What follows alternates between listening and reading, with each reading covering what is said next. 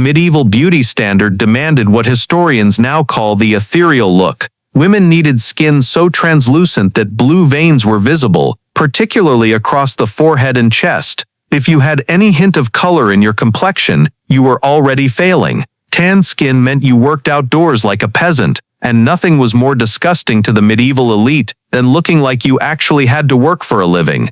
But being naturally pale wasn't enough. You needed that sickly, almost cadaverous appearance that screamed aristocracy. How did women achieve this? Through a horrifying combination of bloodletting, yes, intentionally draining blood, and staying indoors like a medieval vampire. The real kicker, they'd smear on a thick paste called ceruse, a mixture of vinegar, crushed pearls, and white lead, actual lead. This burned their skin, corroded their faces, and eventually poisoned their bloodstream. But hey, at least they looked fashionably aristocratic while slowly dying from heavy metal poisoning. Queen Elizabeth of York exemplified this standard. Historical portraits show her with impossibly pale skin, hollow cheeks, and dark sunken eyes. Whether these depictions were accurate or just artistic fantasy, they set the template for what beautiful women should look like: elegant, ethereal, and one meal away from collapse. Now imagine trying to achieve those signature sunken cheeks without modern contouring. Medieval women resorted to actual starvation, deliberately limiting their food intake not just to stay thin, but to maintain that hollow, otherworldly facial structure. Wealthy women would attend elaborate feasts and barely touch the food, delicately sipping wine while everyone watched. This wasn't about health, it was about power. Denying yourself pleasure in public sent a clear message: I am in control, I am closer to God, and I am better than you. The church made this worse by promoting what scholars now call holy anorexia. Religious fasting became so extreme that some women claimed to survive on nothing but communion bread. Saint Catherine of Siena, who allegedly lived for years on just the Eucharist, became a model for young women. Modern historians believe she likely suffered from what we now recognize as anorexia nervosa, but her starvation was interpreted as divine devotion. Some noble families actually encouraged this behavior in their daughters, seeing extreme fasting as a potential shortcut to sainthood, or at least a way to increase the family's religious prestige. That's right, starving your child could be a career move in medieval Europe. The fashion reinforced this standard. Gowns were designed to emphasize narrow waists and flat stomachs. Some dresses had no stretch and could barely accommodate a full breath, let alone a meal. Your entire silhouette was supposed to whisper, "I exist on air and prayer."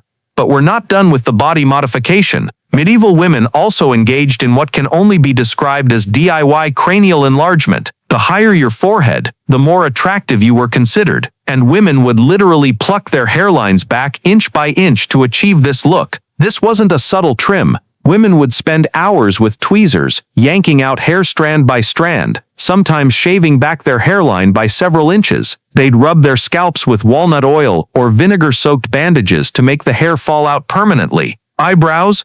Gone. Baby hairs? Exiled. The goal was a forehead that stretched halfway to your scalp. The obsession stemmed from religious iconography. Many depictions of the Virgin Mary showed her with a high, smooth forehead, so naturally, mortal women were expected to model themselves after the divine, literally reshaping their skulls to match painted angels. One documented case from medieval France tells of a noblewoman who plucked her hairline so aggressively that she permanently damaged the hair follicles. For years afterwards, she wore increasingly elaborate headdresses to hide the irregular patches, headdresses so heavy they eventually caused neck problems. The maintenance was constant. You'd sit by candlelight every morning, tweezers in hand, carefully maintaining that artificially high hairline while trying not to cry because puffy eyes would require a whole different set of treatments. Now, if you wanted to complete the medieval beauty trifecta, you absolutely had to have blonde hair. Not honey blonde, not strawberry blonde. We're talking luminous, sun-kissed strands that glowed like a holy halo under candlelight.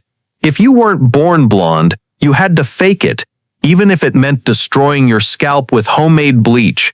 The process involved soaking your hair in a cocktail of lye, alum, and stale urine. Yes, urine. Before sitting in the sun for hours. One particularly infamous beauty recipe from 15th century Italy instructed women to mix saffron, lemon juice, and goat urine, apply it to their hair, then sit outside wearing a wide-brimmed hat with the top cut out so only their hair would roast in the sun. The goal was to lift the pigment, The result was usually just fried hair that looked like medieval hay. But the consequences went beyond damaged hair. Dark-haired women, especially those from Southern Europe, were often portrayed in literature as seductive and dangerous, while blonde women were cast as pure and virtuous. Blonde wasn't just beautiful, it was morally superior. There's a documented case from 14th century England of a noblewoman who went blind after accidentally getting bleach in her eyes during a hair lightening session. Her servants testified that she'd been trying to match the golden shade of a lady in a painting, art imitating life, or life imitating art with permanent eye damage. Speaking of toxic beauty practices, let's talk about medieval makeup. And by makeup I mean a bubbling cauldron of ingredients so dangerous that even medieval apothecaries raised eyebrows. The star of the show was ceruse, that white lead paint we mentioned earlier. This stuff was aged in clay pots until it congealed into a smooth, deadly cream. Women used it daily to achieve that no blood circulating here look. It covered freckles, blemishes, and the overall stress of surviving in a world without antibiotics. But lead wasn't the only villain. Mercury was found in spot removers designed to fade age spots or sun damage. The cream was applied at night while wearing a mask, so the magic could work. Magic meaning nerve damage, tremors, hallucinations, and eventual organ failure. If your skin started showing side effects from the poison you were rubbing on it daily, the solution was more poison. Blistering skin? Try crushed pearls and rose water. Skin turning gray? Time for rouge made from cinnabar. Mercury sulfide. To hide the effects of one toxin, you applied another. The cycle was endless. You'd wake up, scrub your face with vinegar and salt, apply lead-based paint, add questionable red dye to your cheeks, powder it with rice flour, and pray it stayed on through morning prayers and afternoon gossip. By evening, your face felt like cracked pottery, but you had no choice but to start again the next day. Even your mouth wasn't safe from scrutiny. Medieval beauty standards demanded tiny, barely visible teeth and lips that rarely opened. If someone actually saw your teeth while you were speaking, you were doing femininity wrong. Small, closed mouths were considered signs of modesty and self-control. Large teeth or wide mouths were associated with gluttony and sexual promiscuity. The goal was to seem like you barely existed, just a soft breeze of a person with no opinions. Women would literally file down their teeth or have them removed to achieve smaller mouths. Some chewed on lemons, hoping the acid would somehow shrink their facial features.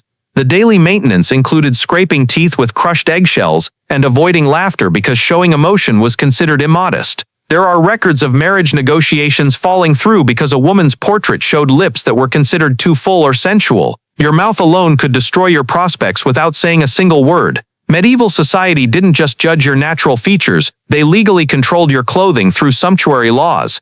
These weren't suggestions, they were actual regulations that dictated what you could wear based on your social class. In 14th century Florence, merchant-class women were forbidden from wearing gold or silver belts. In England, no one below knight's daughter rank could wear fur. Even if you were freezing to death in winter, you'd better suffer stylishly in wool or face legal consequences. Color restrictions were equally absurd. Purple and certain yellows were reserved for royalty. Blue was associated with the Virgin Mary and restricted to nobility or clergy. Even wearing the wrong shade of red could mark you as either powerful or scandalous, depending on who was judging. Some cities had clerks, whose job was literally wandering the streets, taking notes on who wore what, medieval fashion police with citation pads. There's a recorded case from Venice where a woman was fined for wearing pearls, sewn into the lining of her sleeves, completely hidden from view.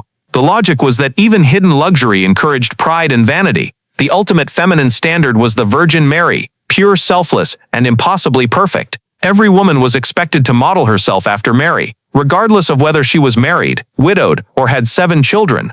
This created an impossible paradox. You had to be virginal and motherly, modest yet magnificent, seen but not heard. The Virgin Mary wasn't just a religious figure, she was the default setting for female perfection, and the moment you cried too loudly during childbirth or showed too much personality, you failed the test. Women were expected to dress in Marian blue, an outrageously expensive color made from imported lapis lazuli. If you couldn't afford actual blue fabric, you settled for pale imitations. Every aspect of your appearance had to whisper divine approval. High necklines, hidden hair, downcast eyes, and that serene expression that suggested you'd never had an independent thought. Here's where medieval beauty culture became truly vicious. Aging was considered a moral failure. In a world where physical beauty supposedly reflected spiritual virtue, growing older wasn't just natural, it was evidence that God was withdrawing his favor. Women were essentially disposable after their early 20s. Gray hair on a man meant wisdom and experience. The same features on a woman meant she was bitter, dangerous, or possibly supernatural. Older women were pushed out of court life, ignored at social gatherings, and often feared as potential witches. The anti-aging treatments were as brutal as everything else. Women scrubbed their faces with crushed eggshells and salt, applied animal fat to fill out sagging cheeks, and used harsh acids hoping to burn away wrinkles. Some stretched their faces with silk threads tied behind their ears, medieval facelift attempts that were both painful and temporary. The cruelest part was that women were still expected to remain graceful and modest while becoming socially invisible. If you tried to maintain your appearance, you were desperate. If you let yourself go, you were giving up. There was no winning. Medieval society didn't just ignore women who didn't meet beauty standards, it actively punished them. There's a documented case from 15th century Germany where a midwife was accused of witchcraft and executed, not because of medical malpractice, but because of her unkind features and evil squint. Physical deformities, birthmarks, or even illness-related scars were interpreted as marks of spiritual corruption. A crooked nose might mark you as devious. Too much body hair could mean demonic influence. The body was read like a moral report card, and failing the beauty test often meant failing at life entirely. Women who were considered ugly faced social exile, economic hardship, and in extreme cases, accusations of witchcraft. Beauty wasn't just aesthetic, it was literally a matter of life and death.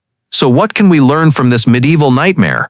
These weren't just beauty standards. They were instruments of control, designed to keep women silent, weak, and dependent. The ideal medieval woman was essentially a living ornament, beautiful to look at, but not expected to think, speak, or even breathe too loudly. The irony is staggering. In pursuing an ideal of divine beauty, women were destroying their health, shortening their lives, and surrendering their agency. They were told that suffering was beautiful, that pain was pious, and that the closer they came to death, the more attractive they became.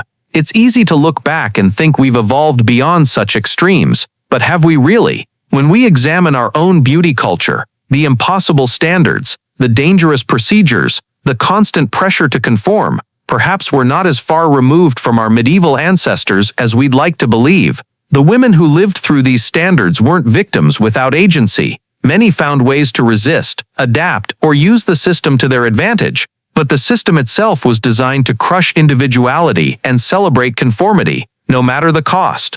Understanding this history isn't about judging the past, it's about recognizing patterns that persist today and asking ourselves what we're willing to sacrifice for someone else's definition of beauty. If this deep dive into medieval beauty culture has left you questioning everything, you're in the right place. Not Nostalgic History is all about uncovering the uncomfortable truths behind history's most romanticized periods. Make sure you're subscribed and hit the notification bell so you never miss our latest historical investigations. Drop a comment below. What other historical beauty trends would you like us to explore? And remember, the past wasn't better. It was just different kinds of terrible. Thanks for watching, and I'll see you in the next episode of Not Nostalgic History.